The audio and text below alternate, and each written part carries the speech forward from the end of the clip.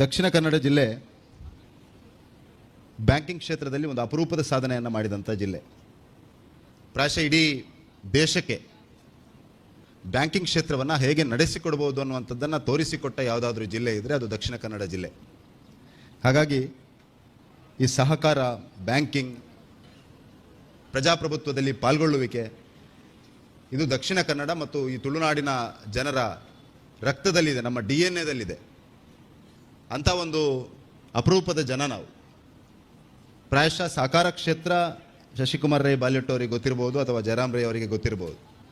ಇಷ್ಟು ವ್ಯವಸ್ಥಿತವಾಗಿ, ಇಷ್ಟು ಶಿಸ್ತುಬದ್ಧವಾಗಿ ಮತ್ತು ಯಾವ ಉದ್ದೇಶಗಳನ್ನು ಇಟ್ಕೊಂಡು ಸಹಕಾರ ಕ್ಷೇತ್ರವನ್ನು ನಾವು ಪ್ರಾರಂಭ ಮಾಡಿರ್ತೇವೆ, ಆ ಉದ್ದೇಶಗಳನ್ನು ಸಾರ್ಥಕತೆ ಮಾಡಿಕೊಂಡ ಯಾವುದಾದ್ರೂ ಒಂದು ಜಿಲ್ಲೆ ಇದ್ದರೆ ಅದು ದಕ್ಷಿಣ ಕನ್ನಡ ಜಿಲ್ಲೆ ಅಂತ ನಾನಂತೂ ಖಂಡಿತ ಭಾವಿಸ್ತಾ ಇದ್ದೇನೆ. ಇವತ್ತು ನಮ್ಮ ಸನ್ಮಾನ್ಯ ಪ್ರಧಾನಮಂತ್ರಿ ನರೇಂದ್ರ ಮೋದಿ ಅವರು ಈ ದೇಶದ ಪ್ರಧಾನಮಂತ್ರಿ ಆದಮೇಲೆ ಸಹಕಾರ ಕ್ಷೇತ್ರಕ್ಕೆ ಒಂದು ವಿಶೇಷವಾದ ಮಹತ್ವವನ್ನು ಕೊಟ್ಟು ಸಹಕಾರ ಕ್ಷೇತ್ರವನ್ನು ಇನ್ನಷ್ಟು ವ್ಯವಸ್ಥಿತವಾಗಿ ಜನಮಾನಸಕ್ಕೆ ಉಪಯೋಗ ಆಗುವ ರೀತಿಯಲ್ಲಿ ಕೇಂದ್ರ ಸರ್ಕಾರದ ಅನುದಾನಗಳನ್ನು, ಕೇಂದ್ರ ಸರ್ಕಾರದ ಯೋಜನೆಗಳನ್ನು, ಕಾರ್ಯಕ್ರಮಗಳನ್ನು ಜನರ ಮನೆ ಬಾಗಿಲಿಗೆ ತಲುಪಿಸುವ ದೃಷ್ಟಿಯಲ್ಲಿ ಈ ಕ್ಷೇತ್ರದ ಮಹತ್ವವನ್ನು ಅರಿತುಕೊಂಡು ಇದಕ್ಕೆ ಅತ್ಯಂತ ಯೋಗ್ಯವಾದ ಮಂತ್ರಿಗಳನ್ನು ಕೇಂದ್ರದ ಗೃಹ ಸಚಿವರು ತನ್ನ ಜೊತೆಗೆ ಇದನ್ನು ಒಂದು ಅಡಿಷನಲ್ ಖಾತೆಯಾಗಿ ಇಟ್ಕೊಂಡು, ಕೋಆಪರೇಟಿವ್ ಖಾತೆಯನ್ನು ಇಟ್ಕೊಂಡು ಸಹಕಾರ ಕ್ಷೇತ್ರವನ್ನು ಇನ್ನಷ್ಟು ವ್ಯವಸ್ಥಿತ ರೀತಿಯಲ್ಲಿ ನಡೆಸುವ ದೃಷ್ಟಿಯಿಂದ ನಮ್ಮ ಪ್ರಧಾನಮಂತ್ರಿಗಳು ಇದಕ್ಕೆ ಅದರ ಮಹತ್ವವನ್ನು ಕೊಟ್ಟಿದ್ದಾರೆ.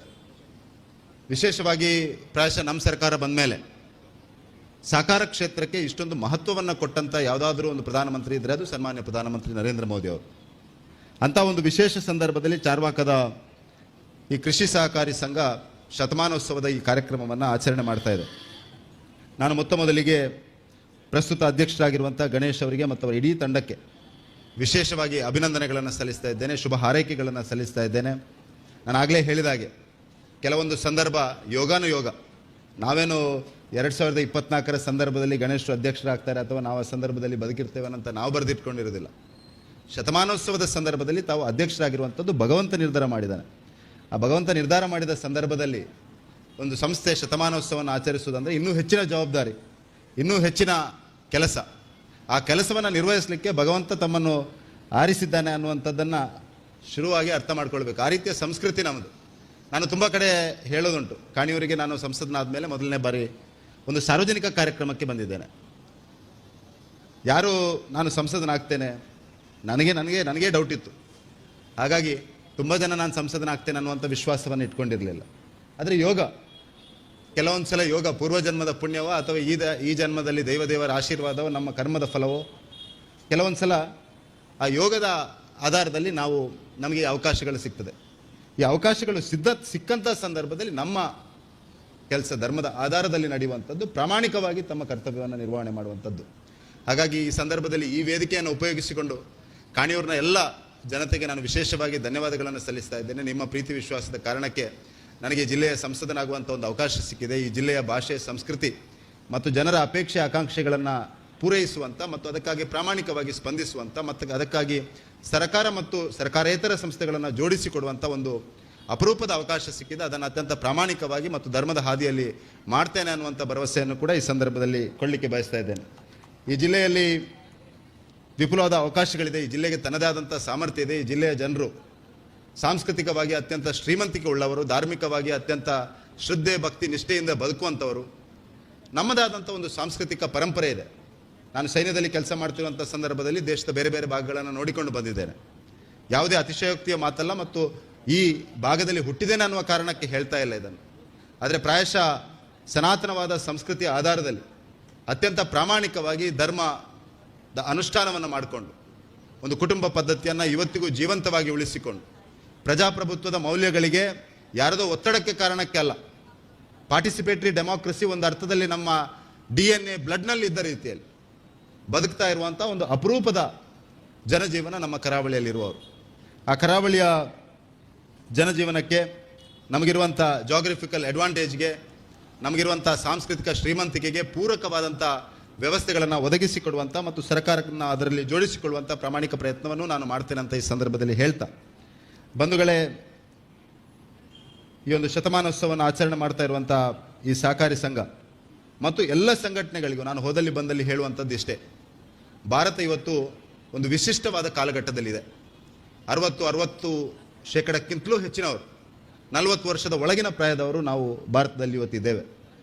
ಮುಂದಿನ 25 ವರ್ಷಗಳ ಕಾಲ ಅದು ಭಾರತದ ಅಮೃತ ಕಾಲ ಅಂತ ನಮ್ಮ ಪ್ರಧಾನಮಂತ್ರಿಗಳು ಹೇಳ್ತಾರೆ, ಸುಮ್ಮನೆ ಹೇಳ್ತಾ ಇಲ್ಲ.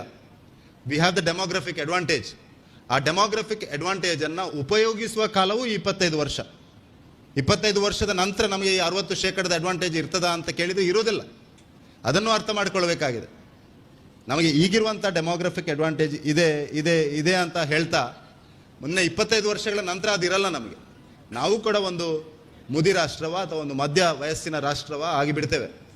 ಈ 25 ವರ್ಷಗಳ ಕಾಲ ಭಾರತದ ಆರ್ಥಿಕತೆಯನ್ನು ಒಂದು ಸುಸ್ಥಿರವಾದ ಆರ್ಥಿಕತೆ ಮಾಡುವತ್ತ, ಭಾರತದಲ್ಲಿ ಯಾವೆಲ್ಲ ಕೊಳಕುಗಳಿದೆಯಾ ಆ ಸಾಮಾಜಿಕ ಪರಿವರ್ತನೆ ಮಾಡುವತ್ತ, ಭಾರತದಲ್ಲಿ ಯಾರು ಅಶಕ್ತರಿದ್ದಾರ, ಯಾರು ಅನ್ಯಾಯಕ್ಕೆ ಪೀಳಿಗೆಯಿಂದ ಪೀಳಿಗೆಗೆ ಒಳಪಟ್ಟಿದ್ದಾರೆ, ಅವರಿಗೆಲ್ಲರಿಗೂ ಶಕ್ತಿಯನ್ನು ತುಂಬಿಸುವ ಕೆಲಸ, ಅವರಿಗೆ ನ್ಯಾಯವನ್ನು ಒದಗಿಸುವ ಕೆಲಸ, ನಮ್ಮ ಪ್ರಜಾಪ್ರಭುತ್ವವನ್ನು ಸರಿಯಾದ ಅರ್ಥದಲ್ಲಿ ಆ ಕಟ್ಟ ಕಡೆಯ ವ್ಯಕ್ತಿಯ ಕಡೆಗೆ ತಲುಪಿಸುವತ್ತ ನಾವೆಲ್ಲರೂ ಸಂಘಟನೆಗಳಾಗಿ, ವ್ಯಕ್ತಿಗಳಾಗಿ, ಸಮಾಜವಾಗಿ, ಒಂದು ಸರ್ಕಾರಿ ವ್ಯವಸ್ಥೆಯಾಗಿ ಅದನ್ನು ಕೆಲಸ ಮಾಡುವತ್ತ ನಾವೆಲ್ಲ ಪ್ರಾಮಾಣಿಕವಾದ ಕೆಲಸವನ್ನು ಕೂಡ ಮಾಡಬೇಕು ಅನ್ನುವಂಥ ವಿನಂತಿಯನ್ನು ಈ ಸಂದರ್ಭದಲ್ಲಿ ಮಾಡ್ತಾ ಇದ್ದೇನೆ.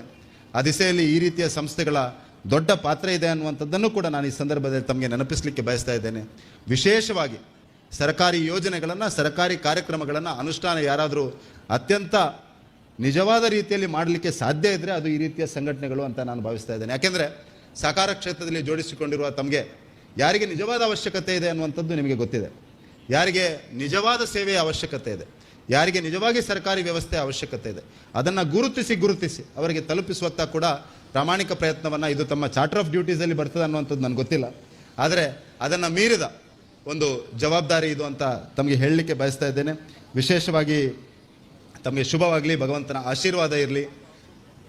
ಸಮಾಜವನ್ನು ಗಟ್ಟಿಗೊಳಿಸುವಂಥ ಕೆಲಸ, ಒಂದು ಸುಸ್ಥಿರ ಆರ್ಥಿಕತೆಯನ್ನು ನಿರ್ಮಾಣ ಮಾಡಿಸುವ ಕೆಲಸ, ಸಮಾಜ ಪರಿವರ್ತನೆಯ ಕೆಲಸ, ಇದೆಲ್ಲವನ್ನು ಒಂದಾಗಿ ಒಟ್ಟಾಗಿ ಮಾಡ್ತಾ ಒಂದು ಸಮರ್ಥ ಭಾರತವನ್ನು ನಿರ್ಮಿಸುವತ್ತ, ಒಂದು ಆತ್ಮನಿರ್ಭರ ಭಾರತವನ್ನು ನಿರ್ಮಿಸುವತ್ತ, ಒಂದು ವಿಶ್ವಗುರುವಿನ ಸ್ಥಾನಮಾನಕ್ಕೆ ಭಾರತವನ್ನು ಕೊಂಡೋಗುವತ್ತ ನಾವೆಲ್ಲರೂ ಪ್ರಾಮಾಣಿಕವಾಗಿ ಗುರು ಹಿರಿಯರ ಆಶೀರ್ವಾದದ ಜೊತೆಗೆ, ಭಗವಂತನ ಆಶೀರ್ವಾದದ ಜೊತೆಗೆ ಒಂದಾಗಿ ಒಟ್ಟಾಗಿ ಕೆಲಸವನ್ನು ಮಾಡೋಣ. ಈ ಶತಮಾನೋತ್ಸವದ ಸಂಭ್ರಮದಲ್ಲಿ ಪಾಲ್ಗೊಳ್ಳುವಂಥ ಅವಕಾಶವನ್ನು ನೀಡಿದ್ದಕ್ಕಾಗಿ ಮೊದಲಿಗೆ ಭಗವಂತನಿಗೆ ಮತ್ತು ತಮಗೆಲ್ಲರಿಗೂ ಧನ್ಯವಾದಗಳನ್ನು ಸಲ್ಲಿಸ್ತಾ ನನ್ನ ಮಾತನ್ನು ಮುಗಿಸ್ತಾ ಇದ್ದೇನೆ. ಜೈ ಹಿಂದ್, ಜೈ ಕರ್ನಾಟಕ.